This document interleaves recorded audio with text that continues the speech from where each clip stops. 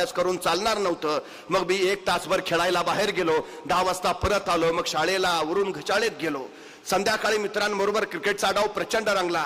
1 तासभरच खेळायचं होतं, पण नंतर मित्रांच्या आग्रहामुळे 2 तास खेळलो. त्यामुळे घरी यायलाच मला 7:30 वाजले. मग आई पण म्हटली की गरम गरम पुऱ्या केल्यात, पटकन खाऊन घे. मग 9:30 वाजता जेवणाचं टाइम मी 8:30लाच जेवून घेतलं. खरं तर संध्याकाळी मला इंग्रजीचा अभ्यास करायचा होता, पण आता पुऱ्या खाऊन खाऊन पोट इतकं फुगलं होतं की झोपल्याशिवाय पर्यायच नव्हता. उद्यापासून वेळापत्रकाप्रमाणे वागायचं ठरवून मी मग झोपी गेलो.